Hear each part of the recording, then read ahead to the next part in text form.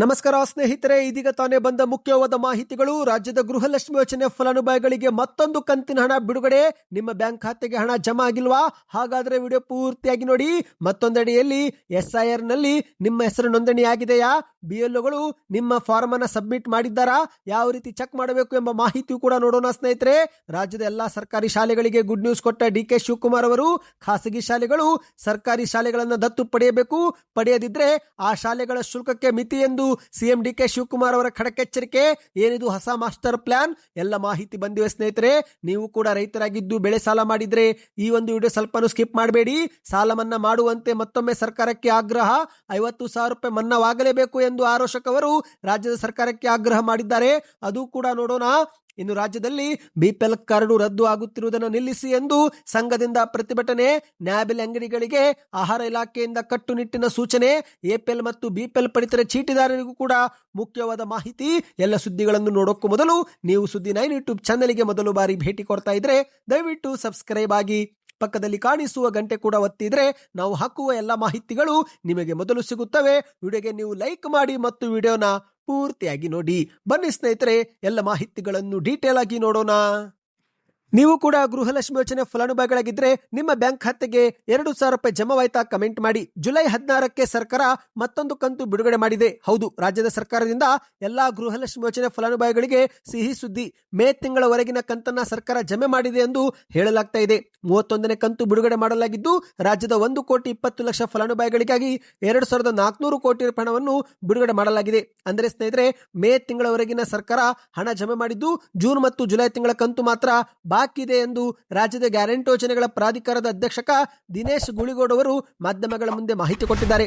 ಅಂದಹಾಗೆ ಸರ್ಕಾರದಿಂದ ಇದುವರೆಗೆ ಗೃಹಲಕ್ಷ್ಮಿ ಯೋಜನೆ ಮರುಪರಿಶೀಲನೆ ಅರ್ಜಿ ಸಂಬಂಧ ಕುರಿತಂತೆ ಸರ್ಕಾರದಿಂದ ಯಾವುದೇ ಅಧಿಕೃತ ಅಧಿಸೂಚನೆ ಹೊರಡಿಸಲಾಗಿಲ್ಲ. ಹೌದು ಸ್ನೇಹಿತರೆ, ಗೃಹಲಕ್ಷ್ಮಿ ಯೋಜನೆ ಹಣವು ತೆರಿಗೆ ಪಾವತಿ ಮಾಡುತ್ತಿರುವವರಿಗೆ ನಿಧನರಾದವರ ಬ್ಯಾಂಕ್ ಖಾತೆಗೂ ರವಾನೆ ಆಗುತ್ತಿದ್ದು, ಹೀಗಾಗಿ ಅನರ್ಹರನ್ನು ಕೈಬಿಡುವ ಉದ್ದೇಶದೊಂದಿಗೆ ಶೀಘ್ರವೇ ಹೊಸ ಅರ್ಜಿ ಕರೆಯಲು ಅವಕಾಶ ಕೊಡುತ್ತೇವೆ ಎಂದು DK ಶಿವಕುಮಾರ್ ಅವರು ಹೇಳಿಕೆಯನ್ನು ಕೊಟ್ಟಿದ್ರು. ಈ ಒಂದು ಹೇಳಿಕೆ ಕೊಟ್ಟು 1 ವಾರಗಳೇ ಕಳೆದರೂ ಕೂಡ ಇದುವರೆಗೆ ಮರು ನವೀಕರಣಕ್ಕೆ ಅರ್ಜಿ ಕರೆದಿಲ್ಲ ಸ್ನೇಹಿತರೆ.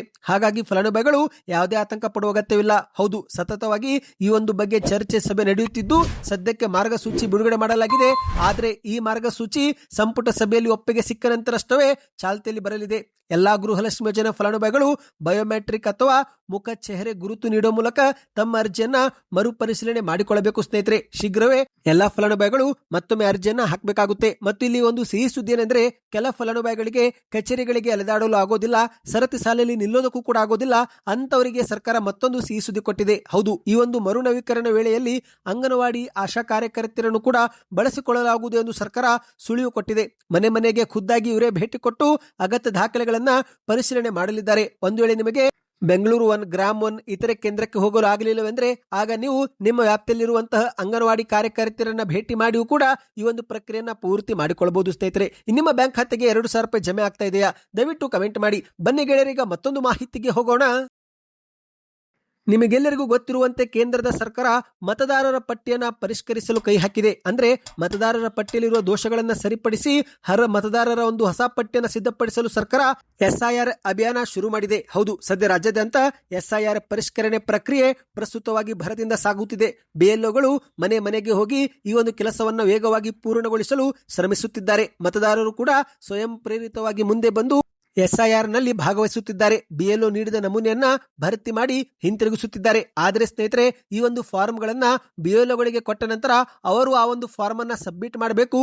ಆಗಲೇ ಈ ಒಂದು ಪ್ರಕ್ರಿಯೆ ಪೂರ್ತಿ ಆಗುತ್ತೆ.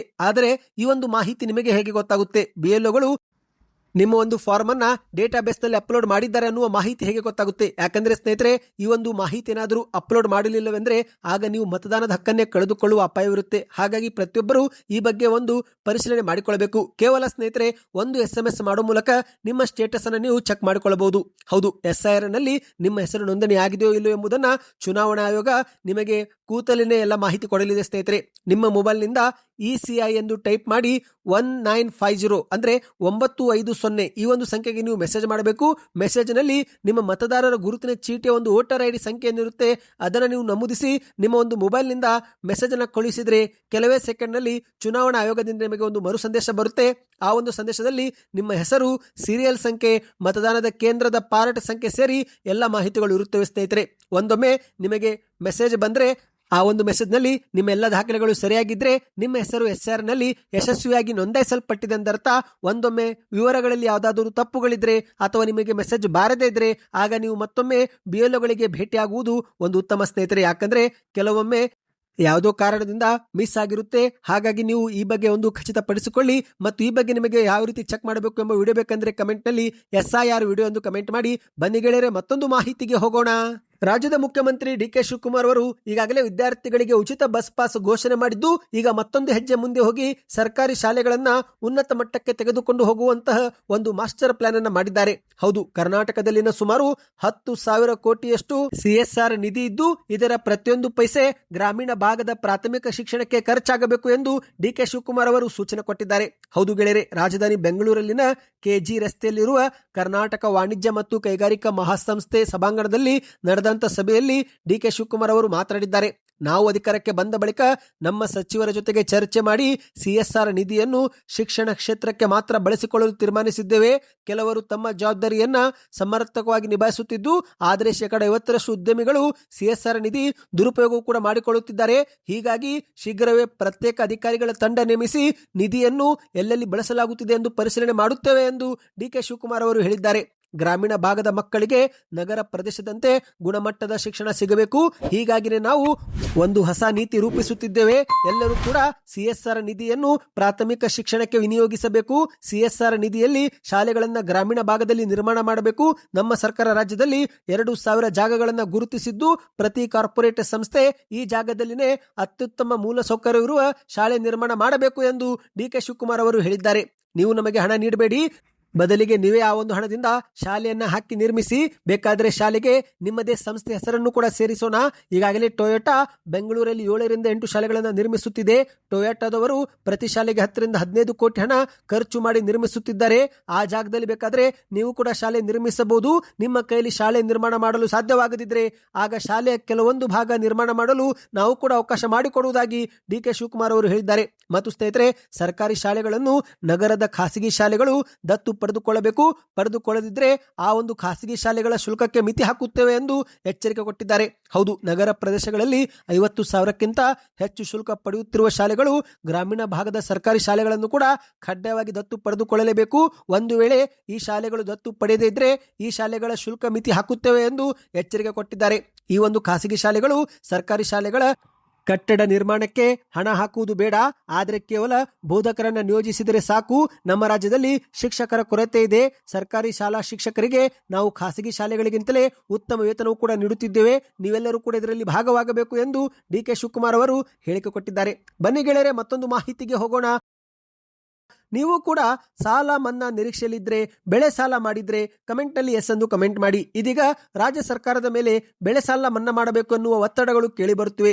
ಈಗಾಗಲೇ ಹಾವೇರಿ, ಗದಗ, ಕೊಪ್ಪಳ, ಯಾದಗಿರಿ ಸೇರಿದಂತೆ ಹಲವು ಕ್ಷೇತ್ರದ ರೈತರು ಬೀದಿಗಿಳಿದು ಕೂಡ ಹೋರಾಟ ಮಾಡ್ತಿದ್ದಾರೆ. ಬರಗಾಲ ಹೆಚ್ಚಾಗಿದ್ದು ನಾವು ಸಂಕಷ್ಟಕ್ಕೆ ಸಿಲುಕಿದ್ದೇವೆ, ಹಾಗಾಗಿ ಸಾಲವನ್ನು ಮನ್ನಾ ಮಾಡಬೇಕು ಎಂದು ಹಲವು ರೈತರು ಜಿಲ್ಲಾಧಿಕಾರಿಗಳಿಗೆ, ತಹಶೀಲ್ದಾರುಗಳಿಗೆ ಮನವಿಯನ್ನ ಸಲ್ಲಿಕೆ ಮಾಡ್ತಿದ್ದಾರೆ. ಈಗ ಇದೇ ಮಧ್ಯೆ ಬಿಜೆಪಿಯ ವಿಪಕ್ಷ ನಾಯಕ ಆರೋಶಕ್ ಅವರು ಕೂಡ ಕೂಡಲೇ ರೈತರ ಪ್ರತಿ ಎಕರೆಗೆ 50,000 ರೂಪಾಯಿ ಬೆಳೆ ಹಾನಿ ಪರಿಹಾರ ನೀಡಿ ಸಾಲವನ್ನ ಮನ್ನಾ ಮಾಡಬೇಕು ಎಂದು ಆಗ್ರಹ ಮಾಡಿದ್ದಾರೆ. ಕಲ್ಯಾಣ ಕರ್ನಾಟಕದ ಗ್ರಾಮೀಣ ಪ್ರದೇಶಗಳಲ್ಲಿ ಜನರು ಗುಳೆ ಹೋಗುತ್ತಿದ್ದಾರೆ. ರಾಜ್ಯದಲ್ಲಿ ಬರಗಾಲ ಹೆಚ್ಚಾಗಿದ್ದು ರೈತರು ಸಂಕಷ್ಟಕ್ಕೆ ಸಿಲುಕಿ ಆತ್ಮಹತ್ಯೆ ಮಾಡಿಕೊಳ್ಳುತ್ತಿದ್ದಾರೆ. ಕೂಡಲೇ ಕಾಂಗ್ರೆಸ್ ಸರ್ಕಾರ ಬರಗಾಲ ಘೋಷಣೆ ಮಾಡೋ ಜೊತೆಗೆ ರೈತರಿಗೆ 50,000 ರೂಪಾಯಿ ಪರಿಹಾರ ಮತ್ತು ರೈತರ ಬೆಳೆ ಸಾಲವನ್ನ ಮನ್ನಾ ಮಾಡಬೇಕು ಎಂದು ಪತ್ರಿಕಾಗೋಷ್ಠಿಯಲ್ಲಿ ಮಾತನಾಡಿದ್ದಾರೆ. ಹೌದು, ಬೆಂಗಳೂರಲ್ಲಿ ಮಾತನಾಡಿದಂತ ಆರೋಶಕ್ ಅವರು ರಾಜ್ಯದಲ್ಲಿ ಬರದ ತಾಂಡವ ನಡೆಯುತ್ತಿದ್ರು ಕಾಂಗ್ರೆಸ್ ಮುಖಂಡರು, ಸಚಿವರು, ಶಾಸಕರು ಜಾಲಿ ಮಾಡಲು ದೆಹಲಿಗೆ ಹೋಗುತ್ತಿದ್ದಾರೆ. ಇದು ಕರ್ನಾಟಕದ ಬರವಲ್ಲ, ಇದು ಜನರ, ರೈತರ ಹಣೆ ಬರಹ ಎನ್ನಬೇಕಾಗಿದೆ. ಬಿಜೆಪಿ ಅವಧಿಯಲ್ಲಿ ಬರಗಾಲ ಅಥವಾ ಪ್ರವಾಹ ಬಂದಾಗ ನಾವು ಕೆಲಸ ಮಾಡಿ ದುಪ್ಪಟ್ಟು ಪರಿಹಾರ ಕೊಟ್ಟಿದ್ದೆವು. ಆದರೆ CM DK ಶಿವಕುಮಾರ್ ಅವರು ರೈತರಿಗೇ ಕುಡಿಯುವ ನೀರು ಕೃಷಿಗೆ ಬಳಕೆ ಮಾಡಬಾರದು, ಬೆಳೆಗಳನ್ನ ಬೆಳೆಯಬಾರದು ಎಂದೆಲ್ಲ ಕರೆ ಕೊಡ್ತಿದ್ದಾರೆ. ಹಾಗಾದರೆ ರೈತರು ಏನು ಮಾಡಬೇಕು ಎಂದು ಆರೋಶಕ್ ಅವರು ಪ್ರಶ್ನೆ ಮಾಡಿದ್ದಾರೆ. ರೈತರಿಗೆ ಸಾರ್ವತ್ರಿಕ ರಜೆ ಬೇಕಾದರೆ ಕೊಟ್ಟು ಬಿಡಲಿ. ಜಿ ಯೋಜನೆ ಮೊದಲು ವಿರೋಧಿಸಿ ಈಗ ಜಾರಿಗೆ ಮಾಡುವುದಾಗಿ ನಾಟಕ ಆಡ್ತಿದ್ದಾರೆ. ಕಾವೇರಿ ನೀರನ್ನ ಯಾರಿಗೂ ಬಳಸಲು ಬಿಡುತ್ತಿಲ್ಲ, ಆದರೆ ತಮಿಳುನಾಡಿನವರಿಗೆ ಮಾತ್ರ ನಿರಂತರವಾಗಿ ಕಾವೇರಿ ನೀರು ಹರಿತಾ ಇದೆ ಎಂದು ಆರೋಶಕ್ ಅವರು ಕಿಡಿಕಾರಿದ್ದಾರೆ. ಮತ್ತೆ ಮುಂದುವರೆದು ಮಾತನಾಡಿ, ಬರಗಾಲದ ಬಗ್ಗೆ ನಾನು ಈಗಾಗಲೇ ಮುಖ್ಯಮಂತ್ರಿಯವರಿಗೆ ಪತ್ರ ಬರೆದು ಸಲಹೆ ನೀಡಿದ್ದೇನೆ. ಸರ್ಕಾರ ಕೂಡಲೇ ಬರಗಾಲ ಘೋಷಣೆ ಮಾಡಿ ಪ್ರತಿ ತಾಲೂಕಿಗೆ 20 ಕೋಟಿ ರೂಪಾಯಿ ಬಿಡುಗಡೆ ಮಾಡಬೇಕು. ಈಗಾಗಲೇ ಸರ್ಕಾರ ತಲಾ 1 ಕೋಟಿ ಘೋಷಣೆ ಮಾಡಿದೆ, ಆದರೆ ಹಣ ಬಂದಿಲ್ಲ. ಇನ್ನು ಒಂದೊಮ್ಮೆ ಈ ಹಣ ಬಂದರೂ ಇಷ್ಟು ಸಣ್ಣ ಹಣದಿಂದ ಬೋರ್ವೆಲ್ ಪುನಶ್ಚೇತನ ಮಾಡಲು ಕೂಡ ಸಾಧ್ಯವಿಲ್ಲ. ಪ್ರತಿ ಎಕರೆಗೆ 50,000 ರೂಪಾಯಿ ಪರಿಹಾರ ನೀಡಬೇಕು. ಕರ್ನಾಟಕದಿಂದ ಬೇರೆ ಯಾವುದೇ ರಾಜ್ಯಗಳಿಗೆ ನೀರನ್ನು ಹರಿಸಬಾರದು. ಇಲ್ಲಿನ ಮೇವನ್ನು ಬೇರೆ ರಾಜ್ಯಕ್ಕೂ ಕೂಡ ಮಾರಾಟ ಮಾಡುವಂತಹ ಜಾಲ ಹುಟ್ಟಿಕೊಂಡಿದ್ದು, ಅದನ್ನು ಕೂಡ ತಡೆಗಟ್ಟಬೇಕು. ಮತ್ತು ಮಾತು ಕೊಟ್ಟಂತೆ ಮುಖ್ಯಮಂತ್ರಿ ಡಿ ಕೆ ಶಿವಕುಮಾರ್ ಅವರು ಸಾಲವನ್ನ ಮನ್ನಾ ಮಾಡಬೇಕು ಎಂದು ಆಗ್ರಹ ಮಾಡಿದ್ದಾರೆ. ಬನ್ನಿ ಗೆಳೆಯರೆ, ಮತ್ತೊಂದು ಮಾಹಿತಿಗೂ ಹೋಗೋಣ. ಇಂದು ರಾಜ್ಯದಲ್ಲಿ ಕಾಂಗ್ರೆಸ್ ಸರ್ಕಾರ ಯಾವ ರೀತಿ ಗೃಹ ಜ್ಯೋತಿ ಮತ್ತು ಗೃಹಲಕ್ಷ್ಮಿ ಯೋಜನೆ ಮರುಪರಿಷ್ಕರಣೆ ಮಾಡ್ತಿದೆಯೋ ಅದೇ ರೀತಿ ಬಿಪಿಎಲ್ ಕಾರ್ಡ್ ಅನ್ನು ಕೂಡ ಪರಿಷ್ಕರಿಸಲಾಗುತ್ತಿದೆ. ಆದಾಯ ತೆರಿಗೆ ಕಟ್ಟುತ್ತಿದ್ರೆ, ಬ್ಯಾಂಕ್ನಲ್ಲಿ ಹೆಚ್ಚಿನ ಹಣವಿದ್ರೆ, ಸ್ವಂತ ಮನೆ, ಕಾರು ಇದ್ರೆ ಅಂತವರ ಬಿಪಿಎಲ್ ಕಾರ್ಡ್ ಅನ್ನು ರದ್ದು ಮಾಡಲು ಸರ್ಕಾರ ಕೆಲಸ ಕಾರ್ಯ ಮಾಡ್ತಾ ಇದೆ. ಆದರೆ ಸ್ನೇಹಿತರೆ, ಇದೀಗ ಬಿಪಿಎಲ್ ಕಾರ್ಡ್ ರದ್ದು ಮಾಡುತ್ತಿರುವುದನ್ನು ನಿಲ್ಲಿಸಬೇಕು ಎಂದು ಪಂಚಾಯಿತಿ ನೌಕರರ ಸಂಘದಿಂದ ಪ್ರತಿಭಟನೆ ಮಾಡಲಾಗಿದೆ. ಹೌದು, ಬಿಪಿಎಲ್ ಪಡಿತರ ಚೀಟಿಗೆ ನಿಗದಿ ಮಾಡಲಾಗಿರುವ ವಾರ್ಷಿಕ ಆದಾಯ ಮಿತಿ 1,20,000 ಇದ್ದನ್ನ 4 ಲಕ್ಷಕ್ಕೆ ಹೆಚ್ಚಿಗೆ ಮಾಡಬೇಕು. ಹಾಗೂ ಕನಿಷ್ಠ ವೇತನ ಪಡೆಯುವ ಯಾವುದೇ ಕಾರ್ಮಿಕರ ಬಿಪಿಎಲ್ ಕಾರ್ಡ್ ರದ್ದಾಗದಂತೆ ಸರ್ಕಾರ ಕ್ರಮ ತೆಗೆದುಕೊಳ್ಳಬೇಕು ಎಂದು ಆಗ್ರಹಿಸಿ ಕೋಲಾರ ಜಿಲ್ಲೆ ಜಿಲ್ಲಾಧಿಕಾರಿ ಕಚೇರಿ ಎದುರು ಪ್ರತಿಭಟನೆ ಮಾಡಿದ್ದಾರೆ. ಪ್ರತಿಭಟನೆ ಉದ್ದೇಶಿಸಿ ಮಾತನಾಡಿದಂತ ಸಂಘದ ಗೌರವ ಅಧ್ಯಕ್ಷಕ ನಾರಾಯಣಸ್ವಾಮಿ ಎನ್ನುವರು, ರಾಜ್ಯ ಸರ್ಕಾರ ಇತ್ತೀಚೆಗೆ ವಿವಿಧ ವಲಯಗಳ ಕಾರ್ಮಿಕರ ಕನಿಷ್ಠ ವೇತನ ಹೆಚ್ಚಿಗೆ ಮಾಡಿರುವುದು ಸಂತೋಷದ ವಿಚಾರ. ಆದರೆ ಹಳೆಯ ಆದಾಯ ಮಿತಿಯ ಕಾರಣ ಸಾವಿರಾರು ಕಾರ್ಮಿಕರ ಬಿಪಿಎಲ್ ಕಾರ್ಡ್ ರದ್ದಾಗುವ ಆತಂಕದಲ್ಲಿದ್ದಾರೆ. ಬೆಲೆ ಏರಿಕೆ, ಆಹಾರ, ಮನೆ ಬಾಡಿಗೆ, ಶಿಕ್ಷಣ ಮತ್ತು ಆರೋಗ್ಯ ವೆಚ್ಚಗಳು ಗಣನೀಯವಾಗಿ ಹೆಚ್ಚಾಗುತ್ತಿದ್ದು, ಇದೇ ಒಂದು ಹಿನ್ನೆಲೆಯಲ್ಲಿ 10 ವರ್ಷದ ಹಿಂದೆ ನಿಗದಿ ಮಾಡಿದ್ದಂತ ಬಿಪಿಎಲ್ನ ಆದಾಯ ಮಿತಿಯನ್ನು ಈಗ ಬದಲಾವಣೆ ಮಾಡಿ 4 ಲಕ್ಷಕ್ಕೆ ಏರಿಕೆ ಮಾಡಬೇಕು ಎಂದು ಆಗ್ರಹ ಮಾಡಿದ್ದಾರೆ. ಬನ್ನಿ ಗೆಳೆಯರೆ, ಕೊನೆ ಮಾಹಿತಿಗೆ ಹೋಗೋಣ. ಇದೀಗ ರಾಜ್ಯದ ಎಲ್ಲಾ ನ್ಯಾಯಬೆಲೆ ಅಂಗಡಿಗಳಿಗೆ ಆಹಾರ ಇಲಾಖೆಯಿಂದ ಕಟ್ಟುನಿಟ್ಟಿನ ಸೂಚನೆ ಕೊಡಲಾಗಿದೆ. ಬೆಳಗ್ಗೆ 6 ಗಂಟೆಯಿಂದ ರಾತ್ರಿ 10 ಗಂಟೆವರೆಗೆ ಇನ್ನು ಮುಂದೆ ಈ ಒಂದು ನ್ಯಾಯಬೆಲೆ ಅಂಗಡಿಗಳು ತೆರೆದಿರಬೇಕು ಎಂದು ಆದೇಶ ಹೊರಡಿಸಲಾಗಿದೆ. ಹೌದು, ಈ ಒಂದು ನಿರ್ಧಾರದಿಂದ ದಿನಗೂಲಿ ನೌಕರರು, ಕೃಷಿಕರು ಮತ್ತು ಖಾಸಗಿ ವಲಯದ ಉದ್ಯೋಗಿಗಳು ತಮ್ಮ ಕೆಲಸಕ್ಕೆ ಧಕ್ಕೆಯಾಗದಂತೆ ಮುಂಜಾನೆ ಅಥವಾ ರಾತ್ರಿ ವೇಳೆಯಲ್ಲೂ ಕೂಡ ಆಹಾರ ಧಾನ್ಯಗಳನ್ನು ಪಡೆದುಕೊಳ್ಳಲು ಸಾಧ್ಯವಾಗಲಿದೆ. ಹೌದು, ಒಂದೇ ಸಮಯದಲ್ಲಿ ಉಂಟಾಗುತ್ತಿದ್ದಂತ ಈ KYC, ಬಯೋಮೆಟ್ರಿಕ್, ಸರ್ವರ್ ಅಡೆತಡೆ ಮತ್ತು ಅಂಗಡಿಗಳ ಮುಂದಿನ ದೀರ್ಘ ಸರತಿ ಸಾಲುಗಳಿಗೆ ಈ ಒಂದು ನಿರ್ಧಾರದಿಂದ ಶಾಶ್ವತ ಮುಕ್ತಿ ಸಿಕ್ಕಿದೆ. ರಾಜ್ಯದ ಎಲ್ಲಾ ನ್ಯಾಯಬೆಲೆ ಅಂಗಡಿ ಮಾಲೀಕರು ಇನ್ನು ಮುಂದೆ ಹೊಸ ವೇಳಾಪಟ್ಟಿಯನ್ನು ಪಾಲಿಸಬೇಕು ಎಂದು ಕಟ್ಟುನಿಟ್ಟಿನ ಆದೇಶ ಹೊರಡಿಸಲಾಗಿದೆ. ಸದ್ಯಕ್ಕಷ್ಟೇ ಇತ್ತು. ಈ ಮಾಹಿತಿಗಳು ಇಷ್ಟವಾಗಿದ್ದರೆ ಚಾನಲ್ಗೆ ದಯವಿಟ್ಟು ಸಬ್ಸ್ಕ್ರೈಬ್ ಮಾಡಿಕೊಳ್ಳಿ, ವಿಡಿಯೋನ ಲೈಕ್ ಮಾಡಿ, ನಿಮ್ಮ ಅನಿಸಿಕೆಗಳನ್ನು ಕಮೆಂಟ್ ಮಾಡಿ.